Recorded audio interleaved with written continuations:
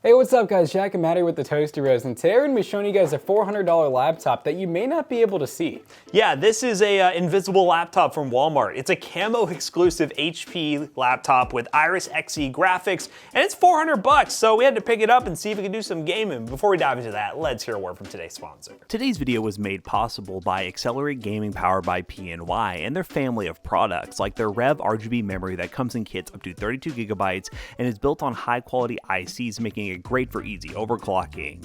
They also have powerful Gen 4 SSDs like the CS3140 with 7500 megabytes per second read and 6850 megabytes per second write, and capacities of up to 4 terabytes. Lastly, they also have awesome RTX graphics cards like this RTX 3060 Reveal Epic X with its 2-fan design and super nice RGB, making it an awesome option for your next gaming PC build. Check the link down below to learn more, and special thanks again to Accelerate Gaming powered by PNY for bringing you this ad. So this is basically just an HP 14 laptop. They make so many different variants of these, and some online retailers such as Walmart actually carry these exclusively online and in store. So this one here is basically just a green laptop with like a nice digital camo inside to it, so hence the term you may not be able to see the laptop. But Iris Xe graphics have definitely come a long way compared to like first, second, third gen Intel. They're starting to get closer to like the Vega graphics from AMD, so we're expecting to be able to play some esports titles on it, but just how well will it be able to play them? So we're gonna go ahead and, well, open this thing up again. We kind of already prepped this thing, but we're gonna give you the unboxing experience as best we can and show you guys what this thing can do. So we already actually opened this just to kind of prep it. We just had a lot of other videos we were working on, so, you know, we went ahead and got games on it, but we didn't really go over any of the specs or anything. We just literally opened it, downloaded games, so now we're ready to benchmark. But we get some warranty info in here. We get like another just quick start guide, literally plug in your laptop. Wow. A lot of people are buying this laptop not just for gaming, but also for, you know, doing content creation. And one thing that we've already kind of seen is that the battery life on these things is supposed to be really good. So once again, on the outside, this thing looks pretty cool. I mean, I think if this thing was entirely camo, it would really just look super goofy. Like imagine sitting at Starbucks with a camo laptop, but the inside definitely has a nice complement to it. So on the left-hand side here, we literally just have a power LED indicator. I assume it looks like almost like a hard drive LED. I think it's a hard drive LED, yeah. A full-size SD card reader. We got our power port right here, our 12 volt. We have an HDMI out right here, so you can plug up a monitor if you want to. Have 2 screens, 2 USB 3s. We have a USB Type-C and then a combo headphone jack. So pretty limited on ports, but hey, it's still a little bit better than like the new Macs and stuff.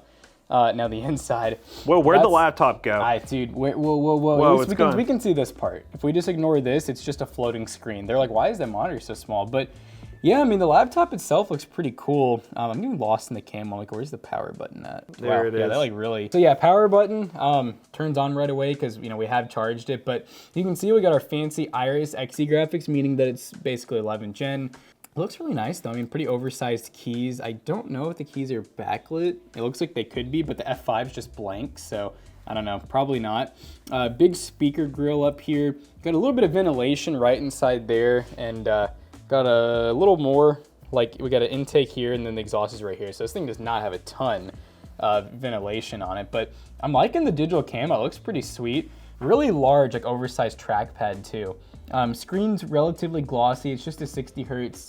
Is this 1080? Yep, 60 hertz 1080p display. Pretty glossy. Pretty basic. And the i5 that's in there is the 1135 G7 4-core 8-thread. Jackson can pull up Task Manager here. We were surprised actually by one of the things that we'll show you, and that's the RAM configuration. It is only 8 gigs, but the beauty is it's actually dual channel. Yeah, at least it claims to be. I mean, this RAM more than likely is soldered into the board, and I know sometimes like they can find ways to, like, it might not have 2 slots. It might just have 1 stick soldered in.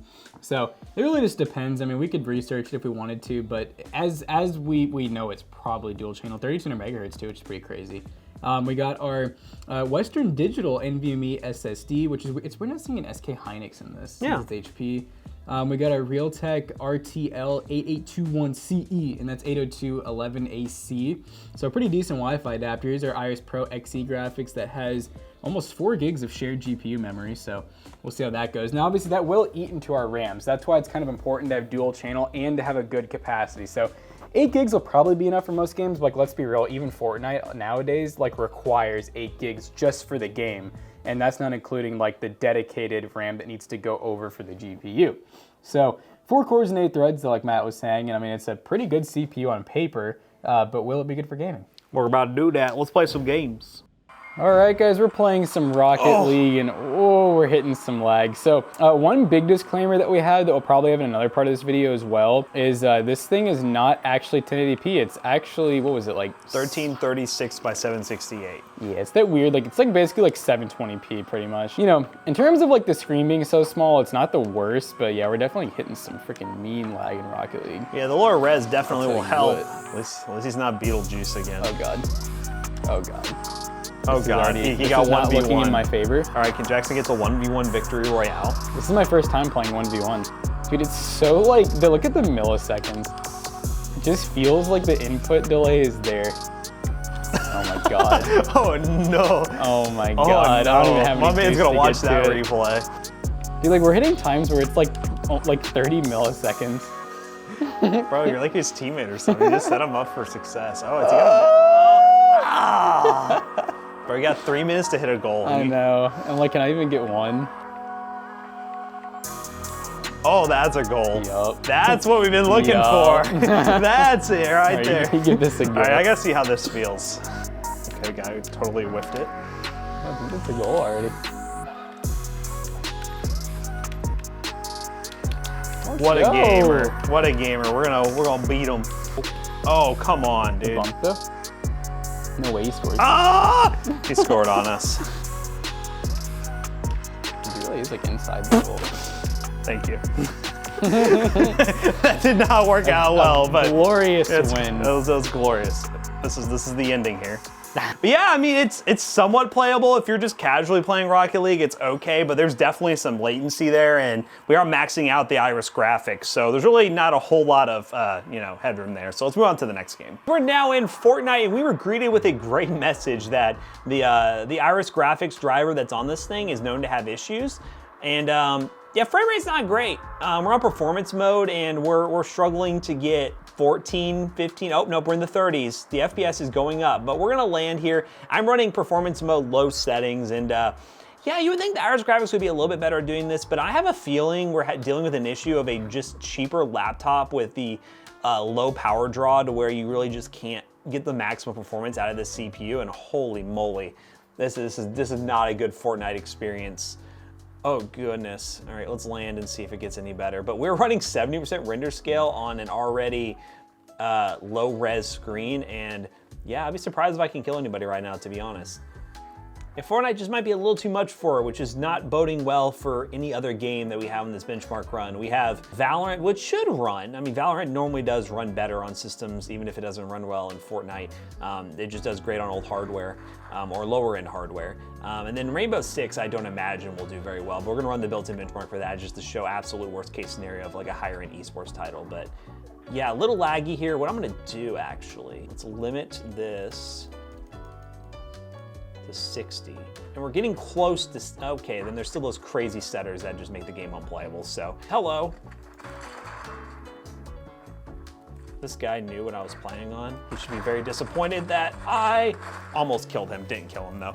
But yeah, Fortnite, not great. I mean, hopefully, our game Valorant will run a little bit better. For some reason, they're doing scheduled maintenance right now to where, it's just not launching. So we'll see what goes from there. But yeah, not a great Fortnite experience even on this machine. And I could see some people getting this for schoolwork / Fortnite. And I would say, no, don't do that. All right, guys, we're playing some Valorant, and yep, that's Valorant. All right, yep. But yeah, we're basically on like, the 1366 by 768, and this overlay is so big. This thing really shouldn't do much more than low settings. You can see our latency is definitely looking a lot better now. We are running Wi-Fi, which I think pretty much anyone using this laptop is going to be running Wi-Fi. I mean, you don't even have an Ethernet, so I mean, you'd have to buy an adapter, and most people aren't going to do that if we're being real. But yeah, I mean, it's playable. It's definitely, the screen is like atrocious, I will say. That's probably like the worst part about this experience, is just trying to like see what you're shooting, and then the screen's incredibly glossy, which doesn't help. Yeah, spending an extra $100 or even $50, we've seen laptops that actually have 1080p screens that are better than this, and also not glossy and cheap looking. So that is the downside with this thing. At $400, the value kind of drops off there when there are options for a little bit more that could be better. Oh, they must have grabbed a lucky health charm. Oh, one more. Yeah! Y'all. What? Why can't I move? Maybe I was pressing the wrong key. Maybe I have ligma. Thought there would be a person right there because they were shooting at someone. Oh, did we win this? Oh We man, could wow. win this. We can get this dub, just kidding. Oh, I didn't get to my knife kill. But yeah, that's Valorant. nabbit. Definitely more playable than what we had with Fortnite and stuff. But the last thing we're gonna do is run a built-in benchmark for GTA 5, and then we'll round out the benchmarks. But not really a necessarily gaming laptop, but you can do some gaming on the side.